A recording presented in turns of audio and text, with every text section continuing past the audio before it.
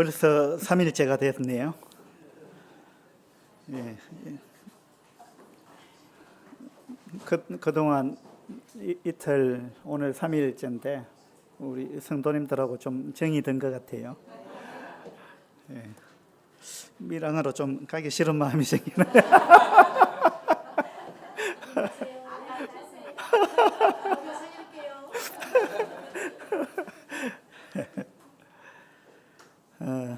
저기 모니터에 어떤 글자가 나왔습니까?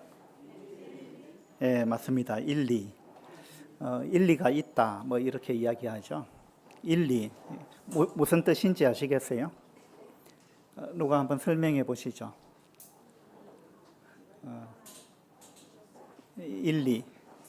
상대방 말이 확실하다. 상대방의 말이 일리가 있다. 이 말은 확실하다. 확실하다.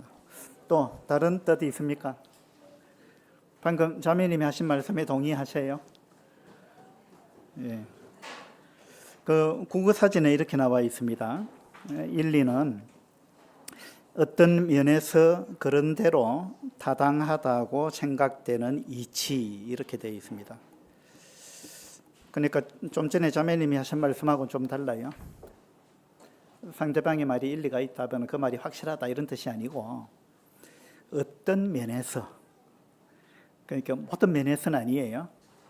어떤 면에서 그런대로 타당하다, 그런대로 이치가 있다. 한일자죠. 일리라는 말은 이치가 있긴 있는데 한계 있다. 요즘 뭐 일도 없다 이런 말 하잖아요. 그러니까 일리라는 것은 일은 있다 그 말입니다.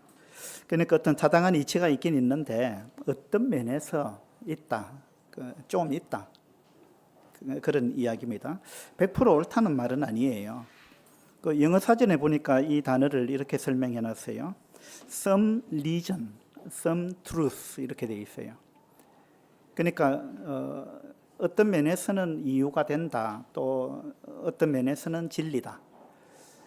약간의 이유와 약간의 진리가 있다. 100% 진리는 아니다. 어떤 면에서 보면 맞다 그 말이에요. 그래서 우리는 이제 우리가 하는 이야기들은 다 일리가 있어요. 일리 없는 이야기를 누가 하겠어요? 우리가 하는 이야기들은 다 일리가 있는데 그게 100% 진리는 아닐 경우가 많다 이 말입니다. 그래서 이제 일리와 일리가 만나면 다투게 돼요.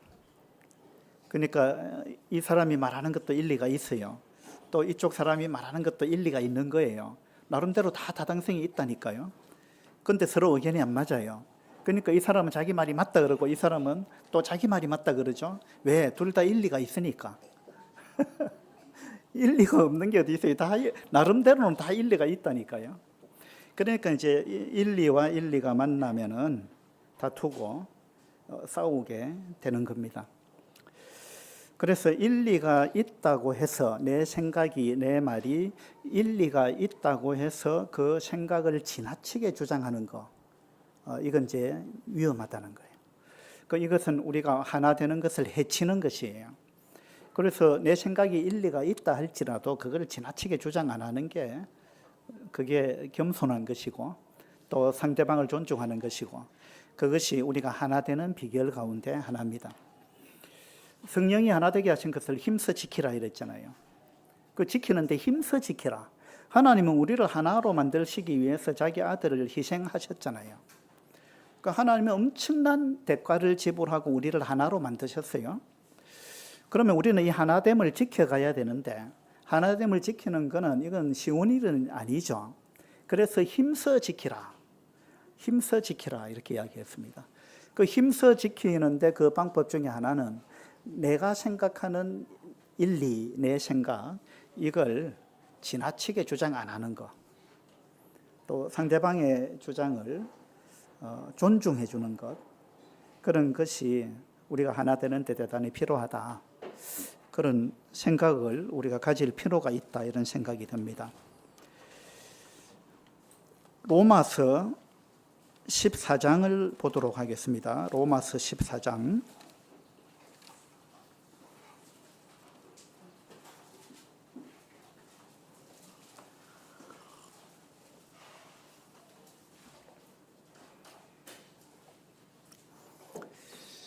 로마서 14장 1절입니다. 믿음이 연약한 자를 너희가 받되 그의 의견을 비판하지 말라. 자, 우리는 믿음이 강한 자가 있고 연약한 자가 있습니다. 근데 믿음이 연약한 자를 받아주라는 거예요. 받아주라. 내 생각과 다를지라도 받아주라 이 말입니다. 너희가 받되 그의 의견을 비판하지 말라. 그러니까 여기 의견이라는 단어가 나왔습니다. 그의 의견을 비판하지 말라. 그 옛날 개역 성경에는 그의 의심하는 바를 비판하지 말라 이렇게 나와 있습니다. 그러니까 어떤 그 자기가 의심하는 바, 그러니까 누군가의 생각을 좀 그건 아닌 것 같은데 이렇게 의심하는 바가 있단 말입니다. 그래서 어떤 반론을 제기한다든지 했을 때 그런 부분에 대해서 비판하지 말라. 그 우리 개역 개정 성경에는 그의 의견이라 그랬고, 또 다른 번역 성경에 보면 그의 생각 또는 그의 확신, 세 번역 성경에는 그의 확신 이렇게 번역해 놨어요. 그러니까 우리는 나름대로 다 자기가 확신하는 바가 있어요. 그런데 그게 서로가 다를 때가 있다 이 말입니다. 그랬을 때 상대방의 확신, 상대방의 생각, 상대방의 의견, 그것을 비판하지 말라 그렇게 이야기하고 있습니다. 또 어떤 성경에 보면 여기서 그의 의견은 그의 견해 이렇게 번역해 놓은 성경도 있어요. 그의 견해. 그 다음에 어떤 영어 성경에는 뭐라고 번역했느냐 하면 논쟁의 여지가 있는 문제들 이렇게 번역했어요. 그의 의견이라는 이 단어를 논쟁의 여지가 있는 문제들. 그러니까 이것은 논쟁의 여지가 있다. 그러니까 이것이 정답이다 하고 말하기 어려운, 이렇게도 생각할 수 있고 저렇게도 생각할 수 있는 것. 그래서 논쟁의 여지가 있는 문제, 그 부분에 대해서 비판하지 마라. 이제 그 이야기입니다. 비판한다라는 단어는요, 원어로 보면 판결한다, 또 정죄한다, 심판한다 이런 의미를 갖고 있어요.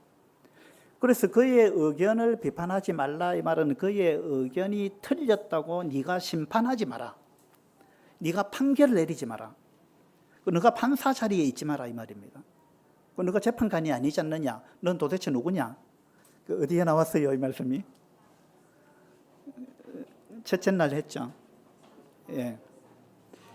그래서 우리가 재판관이 아닌데, 우리는 또 입법자도 아닌데 자꾸만 내가 입법자가 되려고 재판관이 되려고 한다는 겁니다. 그러니까 우리가 비판한다는 거예요.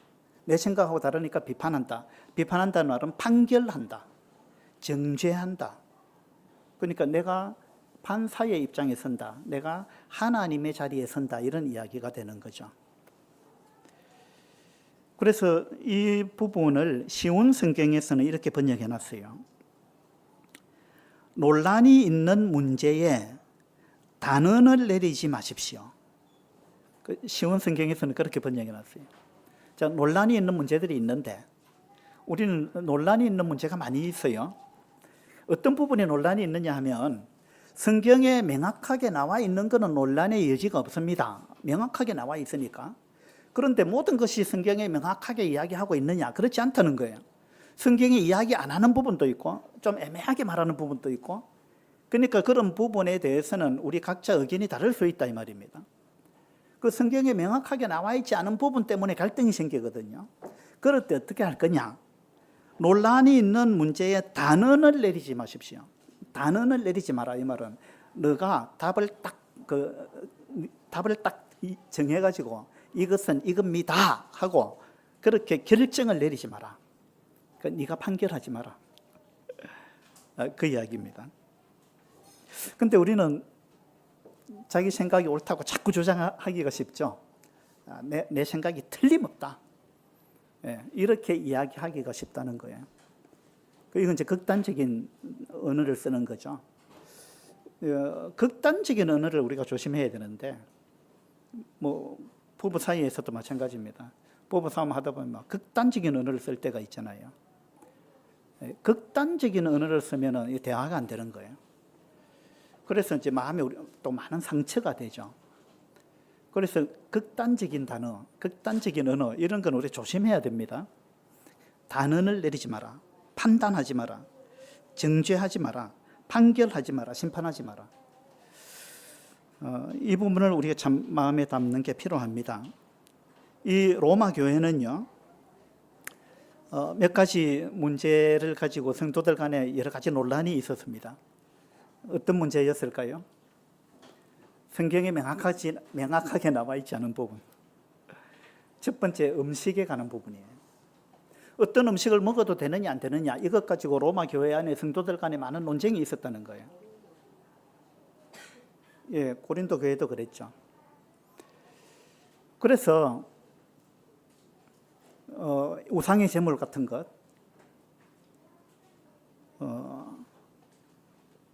고린도 교회 같은 경우는 그때는 고린도에 이제 그 아데미 신전, 큰 신전이 있었고요. 그 외에도 여러 신전이 있었습니다. 그런데 그 당시에 시장에서 파는 고기가요, 대부분 그 신전에서 우상의 제물로 쓰였던 그런 고기를 거기서 물려내서 이제 시장에서 판매했다는 겁니다. 다 그런 건 아닌데, 그런데 이 고기가 그 우상의 제물로 바쳐졌던 고기인지 아닌지 모른다는 거예요. 그러니까 이제 어떤 성도들은 야, 이거는 우상의 제물로 바쳐졌던 그러한 고기일 확률이 높다. 그러니까 나는 고기 안 먹겠다.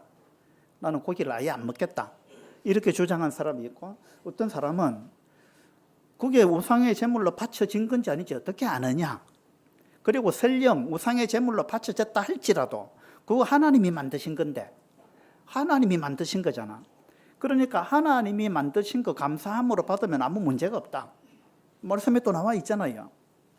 그러니까 어떤 성도는 먹으면 안 된다 그러고 어떤 성도는 먹어도 아무 상관없다. 그리고 우상이 어디 있느냐? 참 신은 하나님 외에는 없다. 그러니까 그런 건 아무 의미가 없는 거다. 먹어도 된다. 이러고 어떤 성도는 먹으면 안 된다 이럽니다. 그러면 어느 게 정답이에요? 예, 어느 게 정답이에요? 이런 것이 이제 논란의 여지가 있는 문제다 그 말이에요. 이런 걸 가지고 명확하게 그거는 이거다 하고 단언을 내리지 마라. 2절에 그렇게 나오죠. 2절 보세요. 어떤 사람은 모든 것을 먹을 만한 믿음이 있고 믿음이 연약한 자는 채소만 먹느니라. 고기 안 먹는다는 거예요. 우상의 제물일 확률이 높기 때문에 먹는 자는 먹지 않는 자를 업신여기지 말고, 자, 먹는 자는 먹지 않는 자를 업신여기기 쉬워요. 왜냐하면 말이야, 믿음도 없이 그 정도 먹을 수 있는 믿음도 없이 어떻게 너는 믿음이 그 정도밖에 안 되느냐 이러면서 고기를 안 먹겠다는 사람을 존중해 주는 게 아니고, 고기 안 먹겠다는 그 태도도 참 아름다운 거잖아요. 근데 그걸 막 업신여긴다는 거예요. 그렇게 믿음이 없이 말이야, 이렇게 업신여길 수 있어요. 그러면 고기를 안 먹는 사람은 먹는 사람을 보고 어떻게 할까요? 업신여기지 말고 먹지 않는 자는 먹는 자를 비판하지 말라. 먹지 않는 자는 먹는 사람 보고 막 비판하기를 좋아합니다. 왜냐하면 말이야, 변질됐네, 타락했네, 뭐 이래가면서 이제 자기는 타협하지 않고 자기는 믿음을 지키고 있고 뭐 그런데 이제 고기 먹는 형제는 말이야 타락했어. 이렇게 생각하기 쉽다는 거예요. 그러니까 막 비판하죠. 한쪽에서는 업신여기죠. 이런 일들이 로마 교회에 일어났다 이 말입니다. 4절을 보면요, 남의 하인을 비판하는 너는 누구냐? 자, 지난번에도 첫 시간에도 너는 누구냐? 충격적으로 우리가 들었는데, 자, 넌 도대체 누구냐? 네가 재판관이냐? 네가 입법자냐? 네가 하나님이냐? 그 말 아니에요? 여기서는 남의 하인을 비판하는 너는 누구냐 이랬습니다. 넌 도대체 누구냐? 그 사람이 너의 하인이냐 이 말입니다. 네가 그 사람의 주인이냐? 남의 하인이지 않느냐 이 말이에요. 자, 여러분, 성도들이 어떤 성도가 나하고 의견이 맞지 않아요. 그럼 그 사람 내가 막 비판하고 그 사람을 내가 고치려고 해요. 그러면 하나님이 너 도대체 누구냐 이렇게 묻습니다. 무슨 말이냐면 그 사람의 주인이 너냐? 그 사람의 주인이 누구냐? 네가 주인이냐? 그 이야기를 하는 거예요. 남의 하인을 비판하는 너는 누구냐? 그 사람은 나하고 의견이 맞지 않는 그 성도는 나의 종이 아닙니다. 나의 하인이 아니에요. 내가 주인이 아닙니다. 그러면 그 성도의 주인은 누굽니까? 하나님이에요. 하나님이 주인이잖아요. 그러면 주인이 다스릴 거다 이 말입니다. 주인이 만들어 갈 거고 다듬어 갈 것이고, 주인이 뭐 훈계를 하든 뭐 어떤 방법을 통해서 하나님이 어떤 경우는 징계를 하실 수도 있고, 그 하나님이 그를 다듬어 갈 거다 이 말입니다. 왜? 하나님이 주인이니까. 근데 내가 자꾸 주인 노릇을 하려고 한다 이 말입니다. 내가 그 사람을 만들어 가려고 한다는 거예요. 내가 그 사람을 혼내고 막 징계하고 내가 비판하고 막 내가 그 사람을 어떻게 만들어 가려고 한다는 거예요. 이건 부부간에도 똑같아요. 부부간에도요, 남편은 아내를 볼 때 아내를 하인으로 보면 안 됩니다. 아내도 마찬가지예요. 아내가 남편을 볼 때 자기가 만들어 가려고 하거든요. 많은 아내들이 그럽니다. 자기가 자기 남편을 만들어 가려고 하잖아요. 자기가 주인이라고 생각해요. 그 아담과 하와가 그때부터 하와가 선악과를 자기가 먹고 자기가 주인이 아닌데 남편이 어떤 면에서는 자기 주인이잖아요. 근데 자기가 먹고 자기가 주도권을 행사해가지고 남편한테 먹으라 이랬잖아요. 우리는 알게 모르게 주도권을 행사하려고 하는 거예요. 그러니까 자기가 자꾸 주인 행세를 하려고 한다는 거예요. 근데 우리의 주인은, 우리 자녀의 주인도 부모가 아닙니다. 자녀의 주인도 하나님이에요. 남편의 주인도 하나님이고 아내의 주인도 하나님입니다. 이걸 우리가 망각하게 되고 내가 자꾸 주인 행세를 하려고 하면 하나님은 남의 하인을 비판하는 너는 도대체 누구냐? 이렇게 묻습니다. 너는 누구냐? 이 말은 네가 하나님이냐? 네가 주인이냐? 그 이야기예요. 그래서 우리가 이 생각을 나는 주인이 아니지. 이 생각을 인식하지 못하면 우리가 자꾸만 주인 행세를 하려고 하는 거예요. 우리가 자꾸 하나님 자리에 앉으려고 하는 겁니다. 제가 군에 있을 때 제가 이제 장교로 있었는데 이제 훈련을 받고 소위 계급장을 달고 소대장으로 부임해 갔습니다. 저기 경기도 어정부 동두천 쪽에 근무했는데 제가 이제 소대장으로 부임해 가서 이제 11중대 2소대장 직책을 받았어요. 그래가지고 이제 대대 상황실에 제가 뭔가 전화할 일이 있어가지고 전화를 걸었는데 대대 상황실에서 행정병이 전화를 받았어요. 근데 이 전화 받는 이 병사가 아주 무례하게 저한테 대했어요.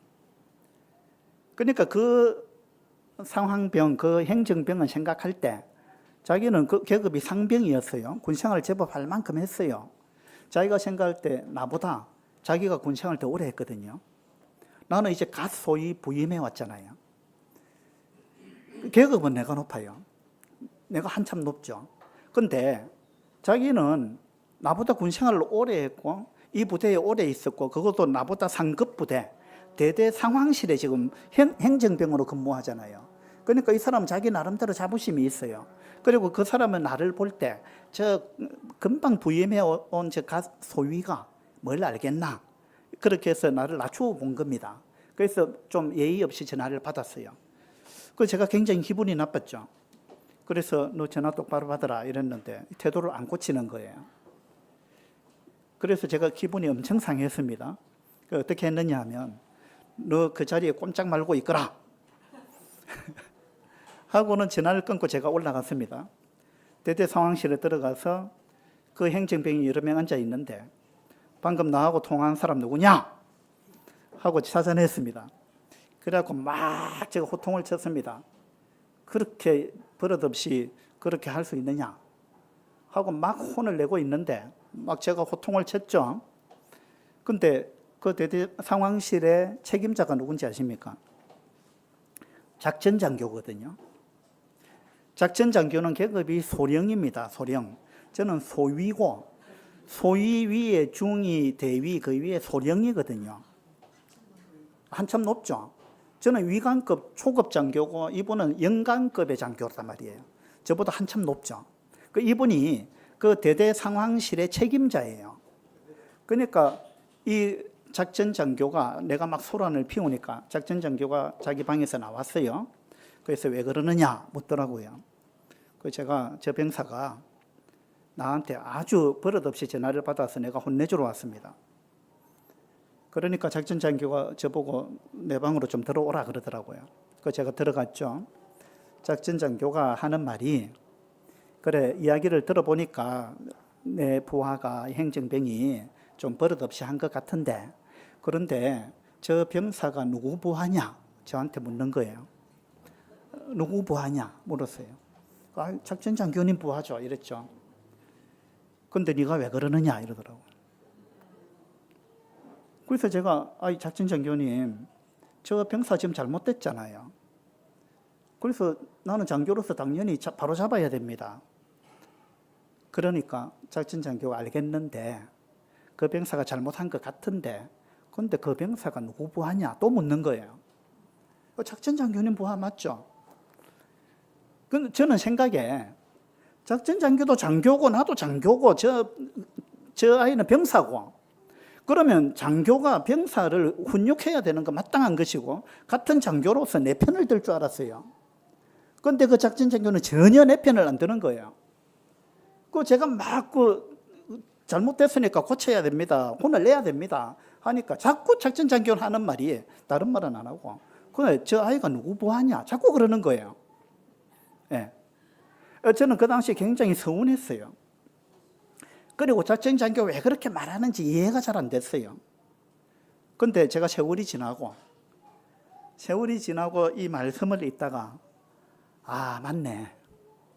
남의 하인을 비판하는 너는 누구냐? 이 구절을 딱 읽으면서, 아, 내가 잘못했구나. 이게 깨달아졌어요. 한참 후에. 내 부하가 아닌데, 작전 장교의 부하인데, 내가 막 울건을 한 거예요, 사실은. 그렇죠? 남의 하인을 비판하는 넌 도대체 누구냐? 그러니까 그 병사가 잘못했으면 제가 해야 될 올바른 방법은 제가 작전 장교를 찾아가야 돼요. 그래서 작전 장교님, 작전 장교님의 저 부하가 나한테 이렇게 버릇없이 하는데 좀 시정해 주세요. 그러면 작전 장교가, 알았다. 내가 조치할게. 이렇게 하면 문제가 해결돼요. 그런데 저는 그 절차를 완전히 무시해 버렸어요. 그리고 마치 내 부하인 것처럼 내가 막 혼을 냈다는 거예요. 내 부하인 것처럼. 이거 잘한 겁니까? 잘못한 겁니까? 잘못한 거죠. 이건 월권이에요. 월권이에요. 내가 작전 장교인 것처럼 작전 장교가 해야 될 일을 내가 했다 이 말입니다. 우리가 다른 성도가 나하고 의견이 다르다고 해서 그 성도를 내가 고치려고 들면은요, 하나님은 굉장히 기분 나빠합니다. 작전 장교처럼. 하나님 기분 나빠해요. 너 뭔데 도대체? 너 왜 그러는데? 왜 내가 할 일을 네가 하느냐? 하나님 그렇게 생각합니다. 내 부하인데, 내가 계획이 있고 내가 다 생각이 있는데 내가 어떻게 만들어 갈 건지, 하나님은 우리를 다 만들어 가시는 분 아니에요. 하나님은 우리 모두를 어떻게 다듬어 갈지 계획을 갖고 계시단 말이에요. 우리는 막 서두르지만 하나님은 그렇지 않습니다. 하나님은 모든 상황을 봐가면서 우리를 어떻게 다듬어 갈 건지 계획이 다 있단 말이에요. 그런데 우리는 하나님께 맡기지 않고 내가 나서서 하려고 한다 이 말입니다. 그래서 우리가 나와 의견이 다른 그런 성도를 비판하고 판단하고 판결하고 재판하고 내가 막 어떻게 하려고 하면, 하나님은 남의 하인을 비판하는 너는 누구냐?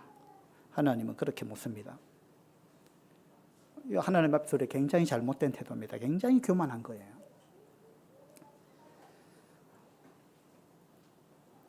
교회사를 보면요, 이 교회 역사를 쭉 지금 2000년 가까이 흘러왔잖아요. 이 교회사 중에 수많은 분쟁이 있었습니다. 많은 분쟁이 있었어요. 그런데 그 역사학자들이 써놓은 책을 보면 이 수많은 아디아포라 논쟁이 있었다 이런 말이 있어요. 아디아포라. 그게 헬라어인데, 아디아포라라는 헬라어의 뜻이 뭐냐 하면, 모니터 한번 보세요. 이 단어의 뜻은 대수롭지 않은, 중요하지 않은 사소한 아무래도 좋은 죄가 아닌 이런 의미를 갖고 있는 단어예요. 교회사 가운데 수많은 아디아포라 논쟁이 있었다. 이 말은 아디아포라 논쟁이라는 것은 별것 아닌 걸 갖고 싸웠다 이 말이에요. 사소한 것 가지고. 그게 그렇게 중요한 것도 아니고 이렇게 해도 되고 저렇게 해도 되는 거 아무래도 좋은 이 말은 이래 해도 되고 저래 해도 괜찮다. 그 다음에 이렇게 해도 죄가 아니고 저렇게 해도 죄가 아니다 그 말이에요. 그럼 그거는 어떤 성도는 이렇게 하자 하고 어떤 성도는 저렇게 하자 할 수 있어요. 그러면 이래 해도 되고 저래 해도 되는 거예요.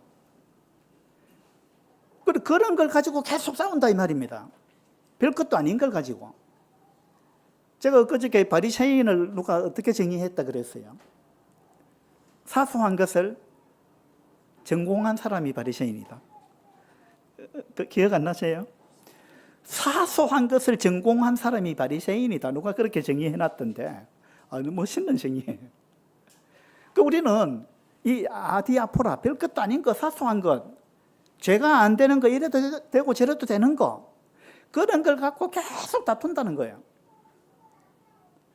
그래서 미국의 어떤 교회는요 둘로 분열이 됐는데 왜 분열이 됐느냐 보니까 그 교회는 세족식을 했대요. 세족식을 하는데 어떤 성도는 오른발을 씻겨야 한다 그러고 어떤 성도는 왼발을 씻겨야 한다고 주장한 거예요. 예. 그 어느 발 씻겨야 됩니까? 예? 아무 발이나. 근데 오른발을 씻겨야 한다고 주장하는 분의 이야기를 들어보면 일리가 있어요. 왼발을 씻겨야 된다고 하는 그분의 이야기를 들어봐도 일리가 있어요. 그 나름대로 다 일리가 있다니까요. 안 그렇겠어요? 뭔가 일리가 있어요. 타당성이 있어요. 그 일리가 있다는 말은 100% 옳다는 말입니까? 아니면은 어떤 면에서 옳다. 그게 일리예요. 근데 자기 일리를 자꾸 주장하니까 이게 이제 계속 큰 다툼이 돼가지고 교회가 그냥 쪼개졌다는 거예요. 이런 것을 이제 아디아포라 논쟁이라 그럽니다. 참 어리석은 거예요. 어떤 교회는 피아노를 강단 위에, 강대상 위에 둬야 되느냐, 강단 위에. 안 그러면 위에 두면 안 된다, 밑에 둬야 되느냐, 이거 갖고 싸웁니다. 어떤 교회는 피아노 방향을 이렇게 놔야 되느냐, 저렇게 놔야 되느냐, 이런 거 갖고 싸운다니까요. 그리고 그거 이래도 되고 저래도 되는 거 아닙니까? 그걸 갖고 왜 싸우느냐, 이 말이에요. 근데 우리는 뭔가를 갖고 다툴 때 그것이 엄청나게 중요하다고 생각합니다. 그 순간에는. 내가 여기서 양보하는 거는 이거는 진리를 버리는 것 같고 타락하는 것 같고 이런 생각이 들 때가 있어요. 근데 크게 보면 그거 아무것도 아니라는 거예요. 크게 보면 우리는 너무 좁아요, 생각이. 제가 언젠가 우리는 사소한 것에 목숨을 건다라는 책을 읽어봤는데 그런 책이 있어요. 우리는 사소한 것에 목숨을 건다. 그 책에서 계속 이야기하는 게 뭐냐 하면 우리가 다투는 거는 다 사소한 거다. 사소한 것에 목숨을 걸지 마라. 사소한 것 갖고 싸우다가 교회가 쪼개지고 사소한 것 갖고 싸우다가 이혼하고 이래 되거든요. 별것도 아닌데. 예.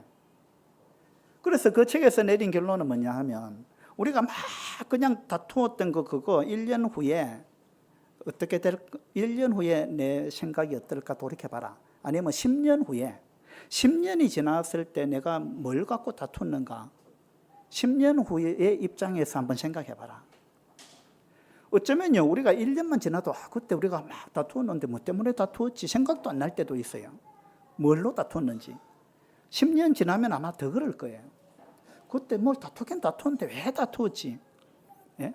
이런 생각이 들 때가 있잖아요. 그러니까 우리가 넓게 보면 그거 별것도 아닌 문제라는 거예요. 별것도 아닌 문제. 그래서 우리는 사소한 것에 목숨을 건다라는 그 책의 최종 결론이 뭐냐 하면 모든 것은 다 사소하다. 그러니까 다투지 마라.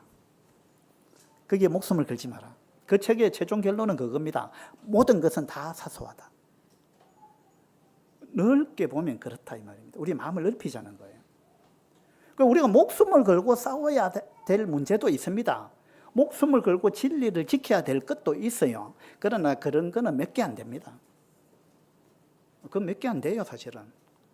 그런데 우리는 뭐 다 아디아포라 문제를 가지고 그걸 목숨을 걸어야 될 문제라고 생각하는 게 그게 문제죠.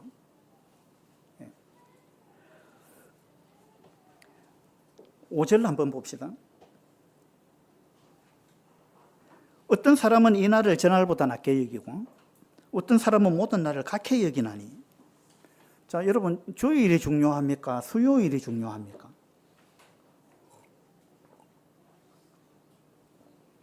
예, 어느 날이 더 중요합니까?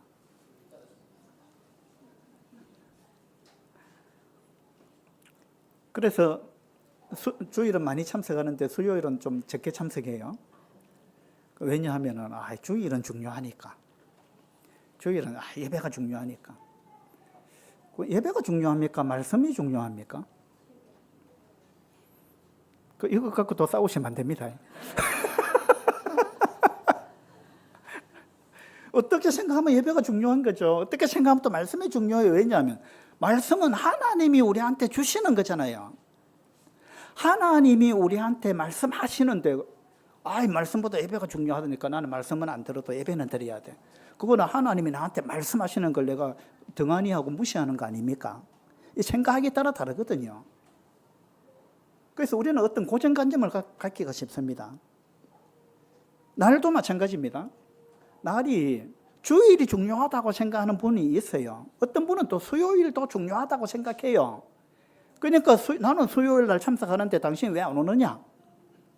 이것 갖고 이제 또 비판할 수 있다는 거예요. 물론 이제 올 수 있는데 안 오면은 좀 그렇긴 하지만 또 부득이 못 올 사정도 있죠.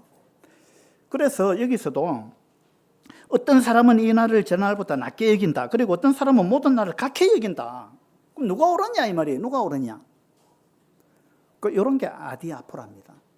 그래서 그 뒤에 보면 각각 자기 마음으로 확정할지니라. 이 말은 뭐냐 하면 각각 자기가 중요하다고 생각하는 그거 자기 생각으로 갖고 있어라. 남한테 강요하지 마라 그 말입니다. 각각 자기 마음으로 확정해라. 그러니까 사람마다 다를 수 있다 이 말입니다. 사람마다 다를 수 있다. 그러니까 너의 생각을 지나치게 주장하지 마라. 내가 이렇게 생각하니까 당신도 이렇게 생각하시오 하고 말할 권리는 없다 이 말입니다. 성경에 명확하게 나와 있는 거는 우리는 논쟁의 여지가 없어요. 근데 다투는 것은 이것은 성경에 명확하게 나와 있지 않는 문제들이에요. 그 명확하게 나와 있지 않는 문제를 갖고 내 생각을 지나치게 주장하지 마라 이 말이에요. 그것이 이 로마서 14장의 전체 주제입니다. 믿음이 연약한 자를 너희가 받되 그의 의견을 비판하지 말라. 그의 의견이 있고 너희의 의견도 있다. 그건 서로의 의견일 뿐이다. 이건 진리가 아니라는 거예요. 사람마다 의견이 다를 수 있다라는 겁니다. 성경에 명확하게 나와 있지 않은 부분. 그것은 사람마다 의견이 다를 수 있다 이 말입니다. 그러면 그 생각을, 그 의견을 각자 자기가 갖고 있어라. 나는 모든 날이 중요하다고 생각하니까 그 생각을 갖고 사는 겁니다. 그거 아름다운 거예요. 모든 날이 중요하다고 생각하는 거고 아름다운 생각이잖아요. 그 다음에 주일은 진짜 중요하다 이렇게 생각하는 거, 그것도 나름대로 일리가 있고 그것도 아름다운 생각이에요. 안 그래요? 주일날 예배 드리고 말씀 듣는 거 얼마나 중요한 거예요. 그래서 내가 수요일은 좀 못 가더라도 주일은 내가 반드시 가야 되겠다 이런 생각을 할 수도 있죠. 그 생각도 또 아름다운 생각이잖아요. 이렇게 제가 말하는 건 수요일 안 와도 된다 그 말은 아닙니다.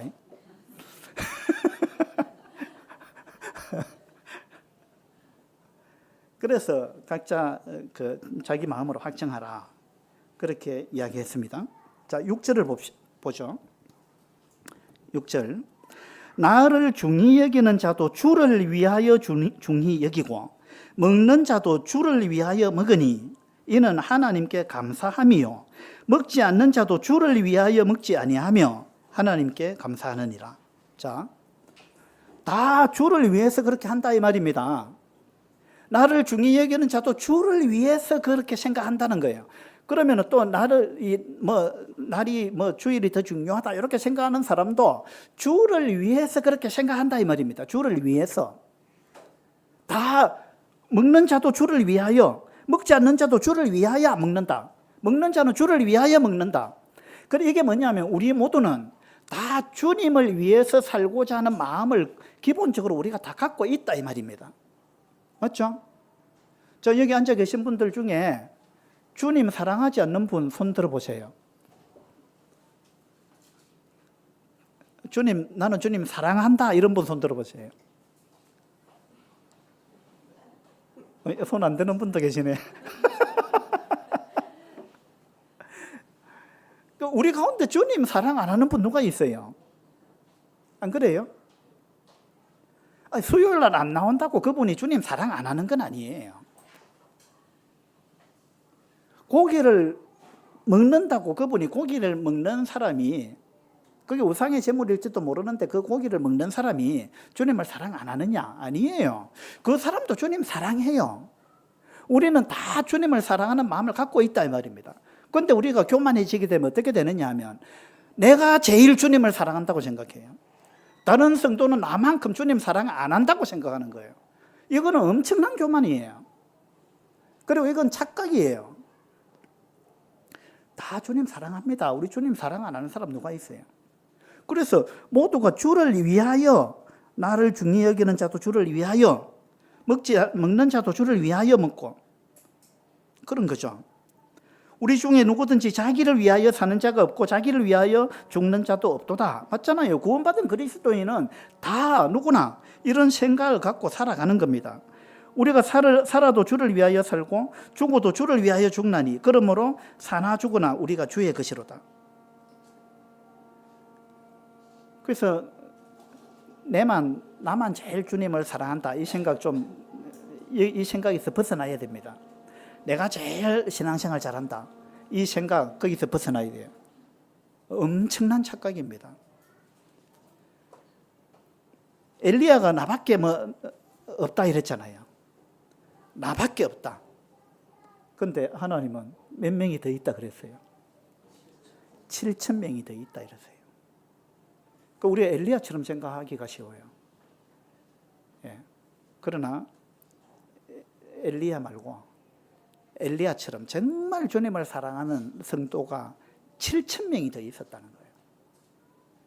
그래서 우리 정말 겸손해야 됩니다. 10절에 보면 네가 어찌하여 네 형제를 비판하느냐? 어찌하여 네 형제를 업신여기느냐? 우리가 다 하나님의 심판대 앞에 서리라. 하나님의 심판대 앞에, 그리스도의 심판대 앞에 우리가 서게 될 것입니다. 그때 서게 되면 모든 것이 드러날 것입니다. 그때 가면 우리는 많은 부끄러움을 당할 거예요. 야, 나는 내가 제일 주님 잘 섬긴 줄 알았는데 아니었구나. 저 형제님, 저 자매님, 야, 나는 그렇게 안 봤는데 정말 대단한 분이네. 그게 그리스도의 심판대 앞에 가면 드러날 거예요. 저 성도가 저렇게 행동했던 이유가 있었구나. 와, 나는 몰랐는데 그런 이유가 있었구나. 저 성도한테 그런 상처가 있었구나. 그런 아픔이 있었구나. 얼마나 힘들었을까. 우리가 이 땅에 있을 때는 그거 잘 모르는 거예요. 우리가 그리스도의 심판대에 서서 거기서 모든 것이 다 드러나게 될 때, 야, 내가 저 성도를 너무 오해했구나. 그리고 내가 너무 쉽게 판단했구나. 이런 부분을 우리가 알게 될 것입니다. 그래서 이 땅에서 주님 오시기 전에 우리가 함부로 사람을 판단하는 거, 이건 정말 위험한 것입니다. 이런 말이 있어요. 본질적인 것에는 일치를, 비본질적인 것에는 뭐를? 자유를. 자유. 그러니까 이렇게 행동해도 될 자유. 비본질적인 것. 비본질적인 것은 이렇게 할 수 있는 자유도 있고 저렇게 할 수 있는 자유도 있다. 그 자유를 인정해라. 본질적인 것에는 일치를. 자, 반드시 일치를 이루어야 되는 본질적인 부분이 있어요. 예수님이 신이다. 이거는 일치해야 돼요. 그거 일치 안 하면 우리가 함께하기 어렵죠. 구원관 이런 거는 일치해야 됩니다. 뭐 삼위일체 이런 거 일치해야 돼요. 그런데 그 외에 일치 안 해도 되는 것들이 있다 이 말입니다. 그런 걸 비본질적인 거라 그럽니다. 비본질적인 것. 그래서 본질적인 것에는 일치를, 비본질적인 것에는 자유를, 그리고 그 모든 것 위에 사랑을, 이런 멋있는 문구가 있어요. 한번 제가 방금 했던 말 한번 누가 해보세요. 기억하셨어요? 본질적인 것에는 일치를, 그 다음에는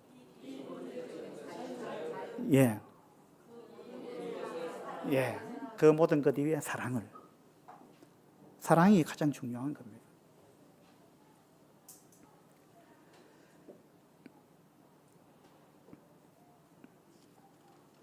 15절을 한번 보도록 합시다.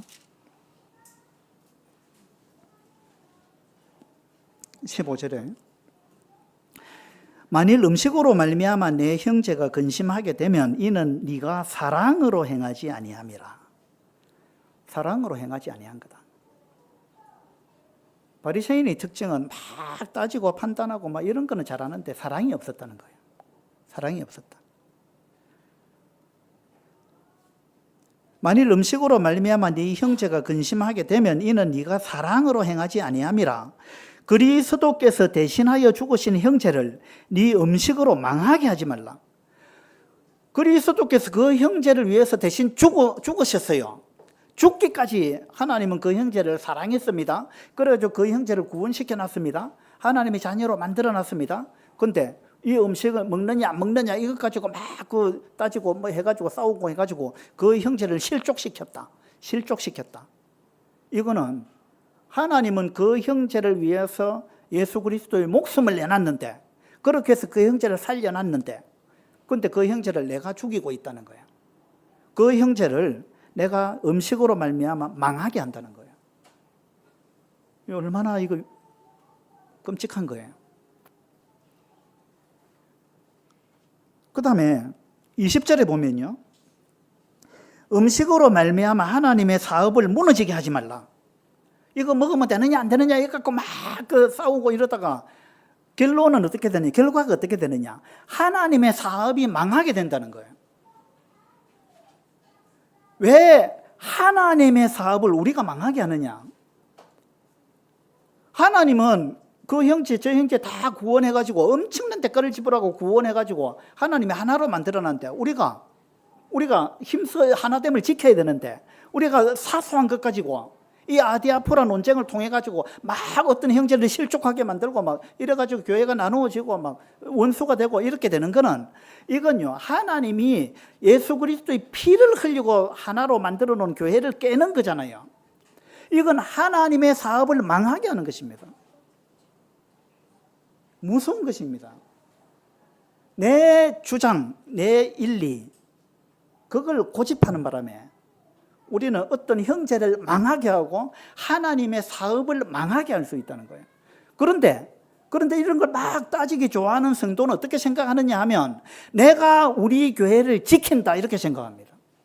내가 진리를 지키는 파수꾼이고, 내가 이걸 지키지 않으면 우리 교회는 타락한다, 뭐 변질된다, 이런 생각을 갖고 사명감을 가지고 그렇게 합니다. 그런데 하나님은 어떻게 생각하느냐? 네 그 고집 때문에 네가 내 사업을 망하게 하고 있다. 네가 저 형제를 망하게 하고 있다. 하나님이 이렇게 말씀하시는 거예요. 무서운 것입니다.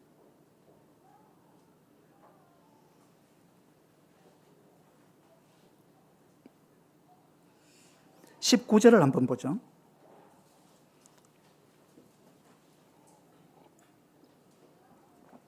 19절에 그러므로 우리가 화평의 일과 서로 덕을 세우는 일을 힘쓰나니, 우리가 힘써야 될 거는 화평, 그 다음에 덕을 세우는 것, 이것에 우리가 힘을 써야 된다. 뭐 하지 말고 이거 해야 된다 이 말입니까? 화평의 일과 서로 덕을 세우는 일에 힘을 써야 된다. 이것이 더 중요하다. 화평과 덕, 이것이 더 중요하다. 무엇보다 1절에 나오는 너의 의견보다. 너의 의견을 관철시키는 것보다 화평을 이루는 것, 이게 훨씬 더 중요하다. 덕을 세우는 거, 이게 중요하다. 교회에 덕이 되느냐 안 되느냐, 이게 중요하다는 거예요. 그러니까 우리는 내 의견, 내 분별, 그것이 옳다는 그 지나친 확신과 고집, 이것 때문에 내가 하나님의 사업을 망하게 하고 있고 교회를 무너뜨리고 있고, 하나님은 주님의 피로 사신 교회인데 그 교회를 내가 막 무너뜨리고 있고 교회를 어렵게 하고 있고 성도들 실족하게 만들고 있고 막 그냥 교회 분위기 어렵게 되고 막 이런 건 그렇게 되고 있는 줄 자기는 몰라요. 자기는. 왜? 자기 생각이 너무나 옳다고 지나치게 확신하고 있기 때문에. 그 자기는 잘한다고 생각해요. 이건 교만한 겁니다. 그래서 우리가 겸손해야 돼요. 나보다 남을 낮게 여기라 그랬잖아요. 이런 것이 우리가 근본적으로 훈련되지 아니하면 우리는 교회를 진짜 어렵게 할 수 있고요. 성령이 하나 되게 하신 것을 우리가 힘써 지켜야 되는데 이 하나됨을 깨는 그런 결과를 우리가 초래할 수 있다는 것입니다. R.C. 스프로울이라는 분이 학자인데요. 이분은 하나님의 주권을 굉장히 강조했던 사람입니다. 하나님의 주권과 인간의 자유의지, 이건 좀 대립되는 개념이거든요. 그런데 스프라울 박사는 하나님의 주권을 강조했습니다. 이거 무슨 말이냐면 우리가 하나님을 선택하고 하나님을 믿어서 예수 그리스도를 믿어서 우리가 구원받은 건데, 그런데 엄밀히 따지고 보면 우리가 하나님을 선택한 것이 아니고 하나님이 우리를 선택했다. 이게 하나님의 주권에 관한 이야기입니다. 우리가 하나님을 선택한 게 아니다. 우리는 하나님을 선택할 힘이 없다. 그런 능력도 없다. 이게 존 칼뱅이 말한 인간의 전적인 타락, 그 이야기거든요. 그래서 우리는 전적으로 타락했고 우리는 죄인이었고 우리는 죽어 있었기 때문에 우리는 아무것도 할 힘이 없다. 우리는 하나님께 나아갈 힘도 의지도 없는 전적으로 타락했고 우리는 죽어 있었다. 그래서 우리 스스로 하나님 앞에 나아간 것도 아니고 우리가 하나님을 선택한 것도 아니다. 하나님이 우리를 선택했다. 그래서 우리가 구원받았다. 이것이 하나님의 주권에 관한 이야기입니다. 맞는 것 같아요? 안 맞는 것 같아요?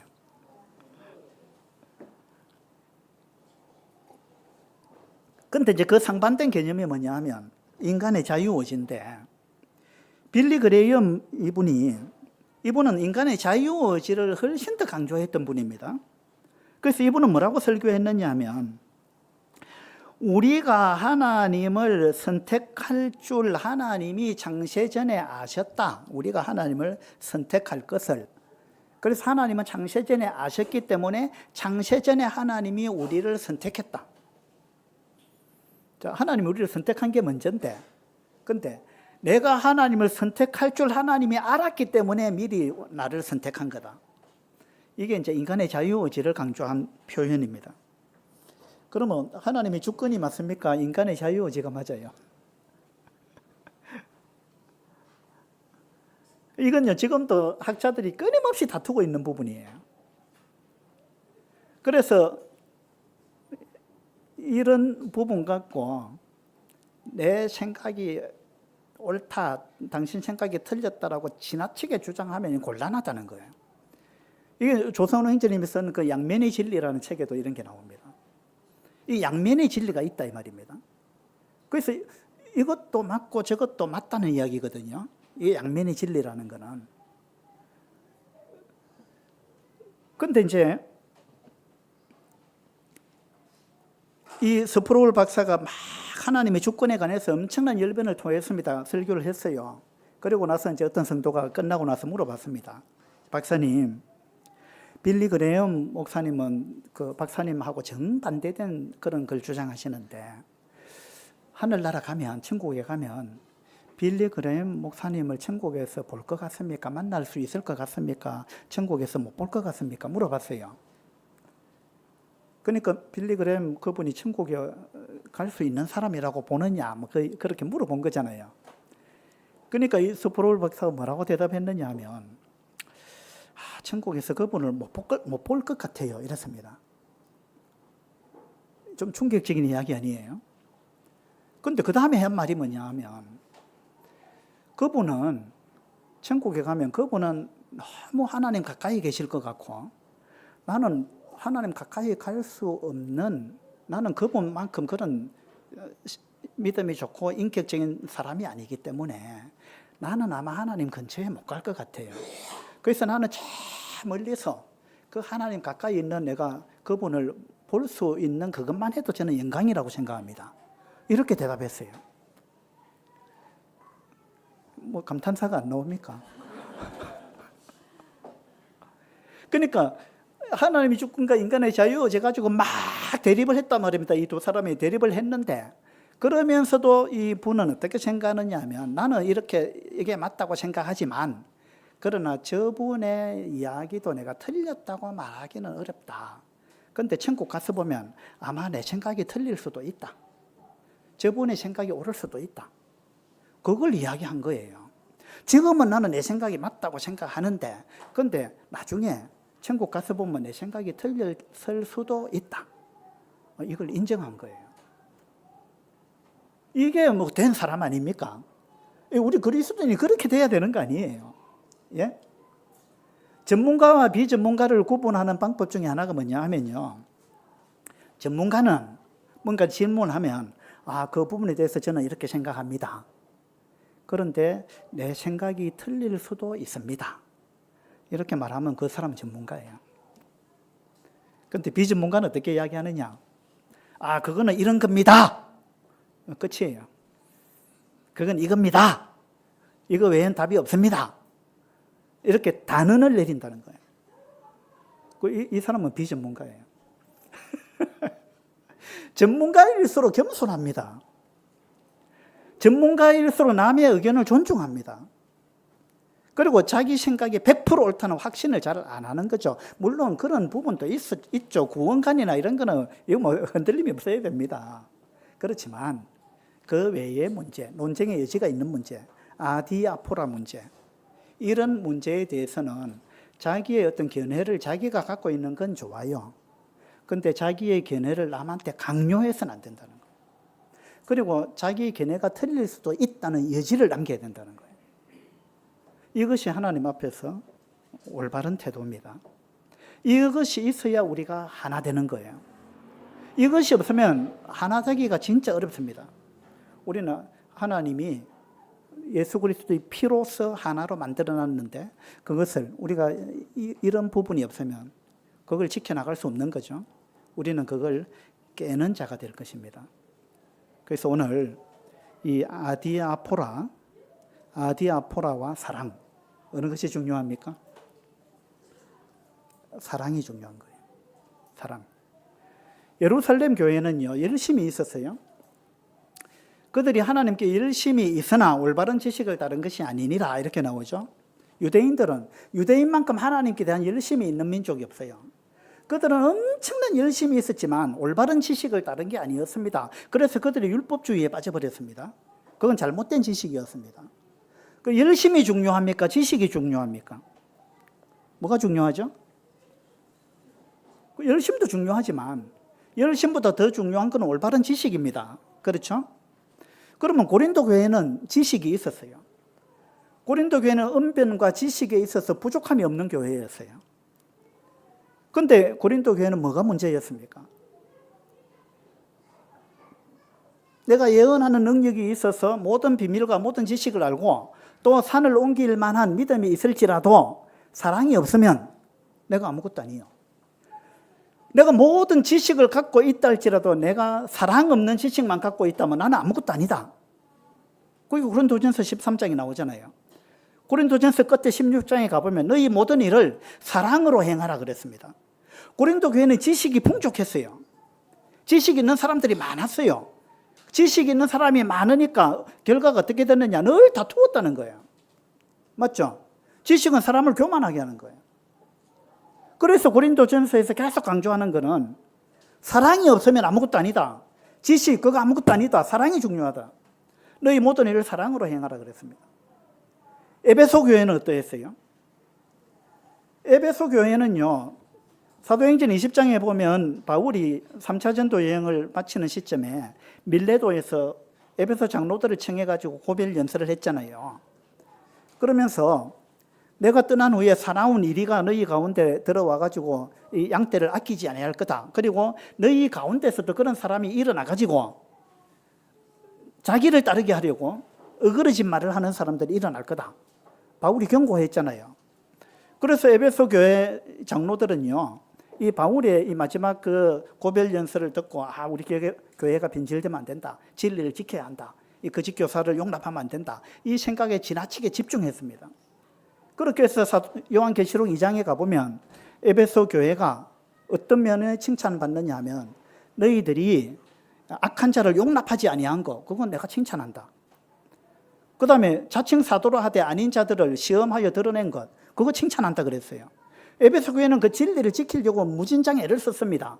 그거 내가 칭찬한다. 그러나 책망할 것이 있다 그랬어요. 에베소 교회 책망할 게 뭐라 그랬습니까? 처음 사랑을 버렸다. 진리를 지키려는 그 열정 때문에 사랑을 버려버린 거예요. 그러면 뭐가 더 중요합니까? 여러분, 사랑이 최고 중요한 거예요. 물론 우리 구원에 관한 진리라든지 이런 부분은 우리가 버릴 수 없는 거지만 그 목숨 걸고 지켜야 될 진리는 그리 많지 않다는 거예요. 나머지는 뭐라고요? 아디아포라. 나머지가 사소한 거예요.